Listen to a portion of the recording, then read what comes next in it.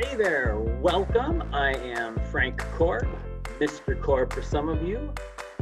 This is a video. We're going to be doing some shading. We're going to actually cover 4 different kinds of shading on this.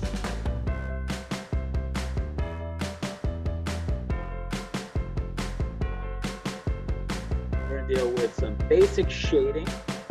Call it modeling if you're working on objects, or as my Italian friends like to say, chiaro scuro, from light to dark. I like that phrase too. We're also going to be dealing with hatching and cross hatching. So this first one's going to be our chiaroscuro, our modeling and our shading. The second one is going to be hatching and cross hatching. We're also going to be dealing with, there we go, some stippling and some scumbling. And if you notice down here, for my class's purposes, I've taken our 2-inch by 2-inch grid value scale and made it 2 inches by 1 inch. So I did some measuring and divided things out like that. First thing we're going to do is take notice of our pencils. The pencils that my students this time around sometimes have are a pretty basic set. We've got our HB, which is a fairly light pencil. It's not the lightest of them all. We have a B pencil perhaps, a 2B pencil, a 4B pencil, and a 6B pencil. Now, I don't know what the letters really mean. I think of them as black, as they're dark.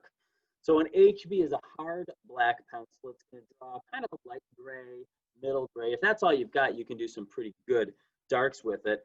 And then as I move down to a B, a 2B, a 4B, and a 6B, the pencil graphite, you can notice, gets a little bit thicker as I get down, and it also gets a lot softer as I move down the line. So this 6B is going to draw very, very dark, which is what I'm going to want at the end of my value scale.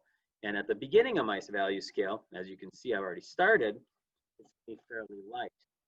The pencil kits that I own, I have a lot other pencils in here, a 5B, a 3H, an H. I got an F pencil in here, 3B, 4H, and a 2H. But whatever you've got is going to work for you. When I start shading, and that's where we're going now, we're going to do some shading. The first thing I'm going to do is, instead of picking my pencil up like I'm writing my grandmother a letter, dear Grandma Marion, I'm going to pick it up underhand. So I'm holding it down here. This is a technique that's good for things like shading in this case. When we get to the next thing, hatching and cross hatching, I might hold it more like a regular pencil. I might hold it way back here. I may hold it way up here as I'm drawing my lines closer, but we'll get to that in a minute. For my shading, I want to have 5 even value scales across the board, from light to dark. And so instead of pressing really, really hard, I'm going to very lightly use my pencil and use the entire edge of the pencil, not just the tip, but the whole length of that piece of graphite to shade this in. Now, I've always associated shading to be something much like an onion. It's got lots and lots of layers. It's got many layers. It's very, very deep, very philosophical. And so instead of trying to get one value right off the bat, I'm going to, if you caught what I did there, I turned my paper so that I can layer multiple layers of value over the top of it. One of the other things that I don't want to do is I do not want to have, in this case, I don't want to have specific mark making in my images. Maybe later I'll have mark making when I deal with my hatching and cross hatching. We're clearly going to see the pencil lines. But right now, I don't want to have that. As I move into my next one, I want it to be considerably darker. I'm not going to change pencils. I'm still using my HB, but I'm going to start by putting in one more layer of value. Again, I'm going to turn my page as I come back to try to get that same level of value throughout. Don't worry, I'm not going to do all of them. But as I do this second layer, I might press a little bit harder. Again, I'm not holding the pencil at the tip. I'm holding it pretty far back on its handle. And I'm going to layer and layer and layer. And again, I'm turning my page again, coming back, and I'm going to set in another layer of value. Now, as you're doing this, maybe you do want to switch pencils. Maybe you want to try your, let me see if I can find my HB. I'll try my B. Maybe you've got a 2B you want to try. This is going to make it darker. So I'm going to add my values a little bit darker. There we go. Now, one other trick that I've got with my pencil and my shading is sometimes I'll take a piece of scratch paper and I'll put it against the edge of my drawing if I want to have a very straight edge. And I will use that piece of scratch paper to help protect the rest of my page. So you can think about that. One other technique as I'm working is I'll squint at my value scale, or I'll squint at my still life, or I'll squint in the sun because it's too bright while I'm driving home, and hopefully nothing comes and hits me. But I'll squint at it. And if it looks very, very different, well, the act of squinting helps me see the differences. It helps me see that contrast. So I can do that. And I'll squint at it to make sure that it's nice and even. And I'll continue this all the way across this value scale until my final value scale is as black as I can get without it being shiny. Now, the other thing I'm not going to do, and a lot of you want to do this, is I'm not going to take my finger and I'm not going to use my finger to smear it because our fingers have a lot of oils in them and it's going to make the drawing look very, very dirty. So, and old, and it's not going to look pleasant. So I'm going to continue this all the way down until it's almost black. So light gray, darker gray, even darker, still darker, almost black.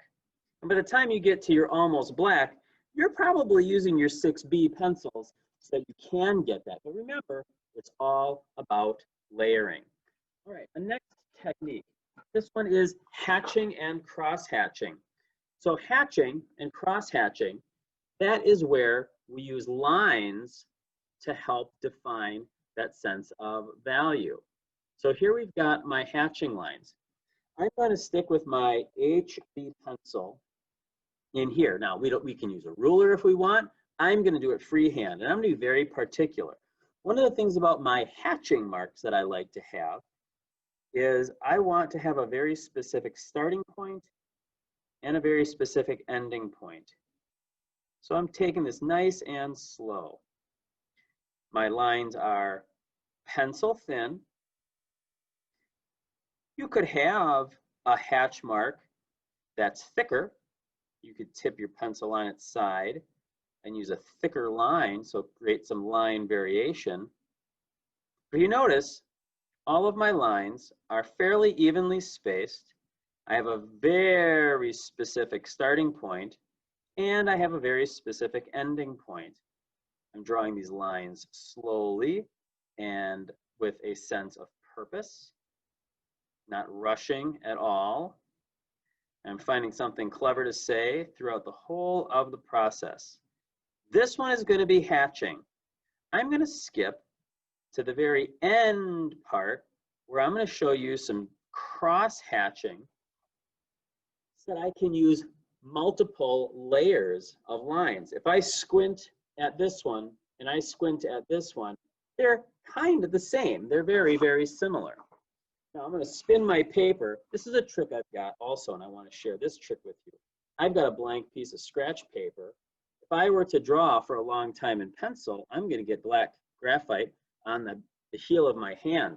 If I put a piece of paper down here, I'm protecting that piece of paper. I'm protecting my hand from getting the graphite on there. Now cross-hatching, and remember this one's going to be fairly dark, I'm going to still use my HB pencil. This time I'm going to try to use some protective paper to block out the edges. Let's see if I can do two of them.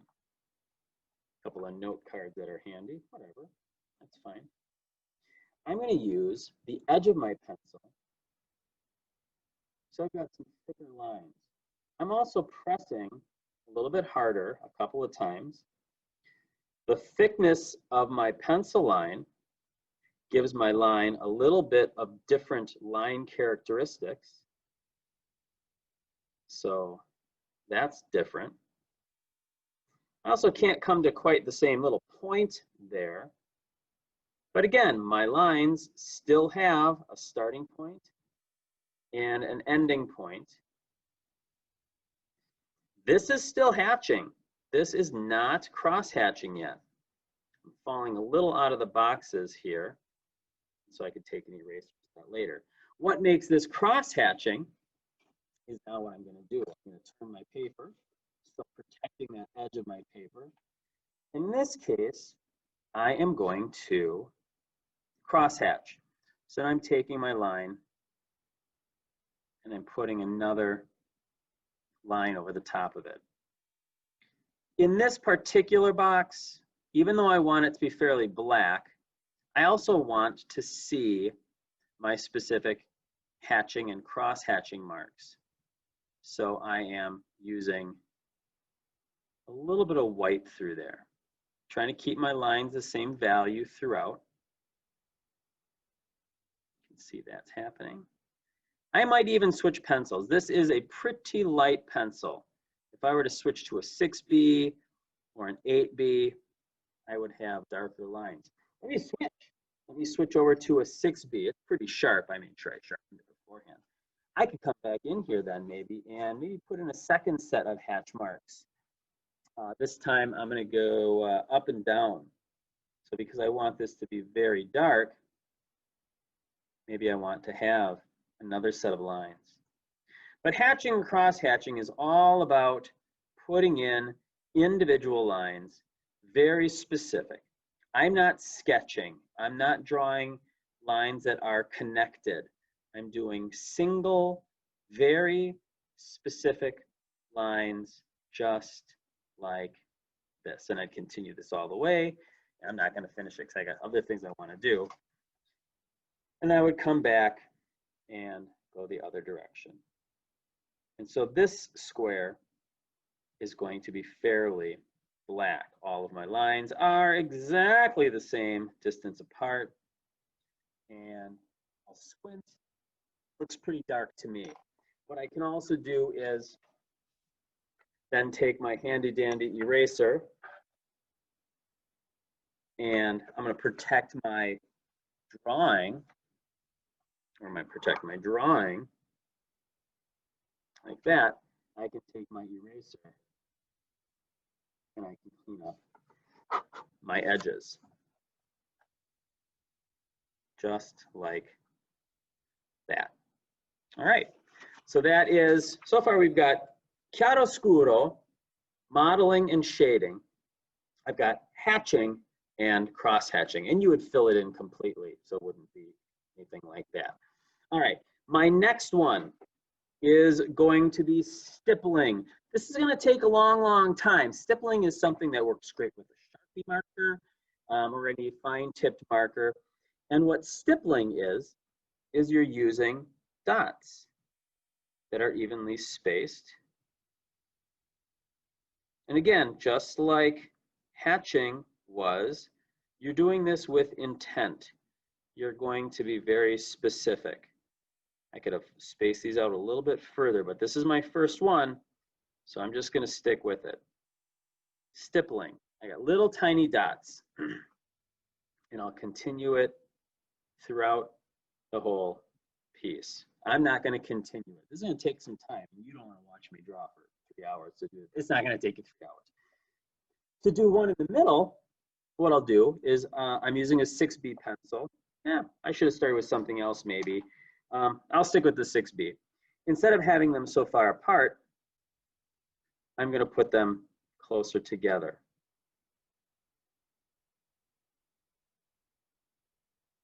And I'm going to try real hard. And this is the tricky part. I can try real hard to keep them all consistent in rows.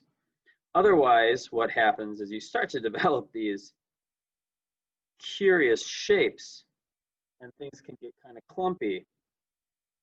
Or or you're going to find that your values are different. So it's with the idea of adding these dots. Again, I'm trying real hard to make sure I'm keeping them in straight rows. If it changes, see what happens. Experiment with that. If you don't want to stick with the straight rows, see what you can pull off, see what you can do. Now, the one thing to notice is I'm still using the very tip of my pencil. I'm holding my pencil as though I were writing a letter. I could hold it back here. I have a little less control over it though. And then I'm not making dots, I'm making different kinds of marks. Dashes perhaps. So I'm still trying to keep that dot very specific. But here, it's lighter, and here, it's darker because my values are closer together and closer together. And then this last one, I mean, they are going to be so super close together, and I am using just the tip of my pencil. In fact, in this one, so long as I'm being real consistent, I might even change up how I lay those pencil marks down. I might not make them all exactly in a row, but I am making them all individual dots. And I'll probably have to layer and layer and layer some of these because I want this one to be black. Notice dots, dots, dots, but there's still space, there's still space, there's still space, and most importantly, there's still individual dots. So be aware of that. So that's stippling. Good with markers. The last one, probably one of my favorites, is scrambling. Scrambling is where we're just going to use, they're kind of random marks, but it's that same random mark throughout the entire piece. I like to use a scribble mark. You could use a loop-de-loop mark. You could use a scribble back and forth mark. You could use a zigzag mark. I'm going to use a scribble mark. We'll see what that turns out like in a second. And again, we're going to go from very, very light all the way down, 10 of them this time, from very light, just a little darker, just a little darker, just a little darker, all the way until I've got absolute black. In this one, maybe I do want to hold it by the edge or way in the back. And so I'm using a scribbly mark. I'm going to use this same mark. Oh, yep, that's too dark. I kind of lighten up my touch a little bit. I'm using this zigzag mark. So there's one sort of scribbly mark. If I wanted to use a zigzag, no, I'm a different kind of mark here, so don't do this. Choose one style of mark and stick with it. But maybe I wanted to use circles. So I could use repeated circles in here. Not dots, but circles. And so this is scrambling also. Oh, it's so dark, I have to lighten up. Because remember, I want this section to be very, very light. Or maybe circles isn't what you want. Don't do this. I'm just making an example. Maybe you want it to be loops. Instead of circles, maybe you want loops. I could use loops. And again, I'm going to try to keep it very light. So maybe my 4B pencil is the wrong way to start. So I can have loops there. Or maybe your favorite letter of the alphabet is a F.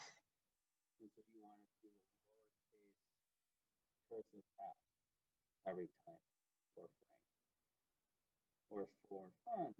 I know some of us don't like to have any fun. Or for value. My values are movie. But I've got that same consistent mark all the way through. Now notice I got dark really fast. Definitely should have used a different pencil. My HB would have been the best one for me there. As I move across, it's going to get darker and darker and darker. You're going to stick with one mark all the way down until this last one, and in this last one, maybe the 6B pencil is what you want. Just grabbing, okay, I grab my 6B. And I'm going to stick with this first mark that I made. It's going to be the darkest. It's going to be the darkest. Now there's lots of other ways that you can make marks, and later on as you develop your skills in mark making, you're going to learn that. These are good places to start.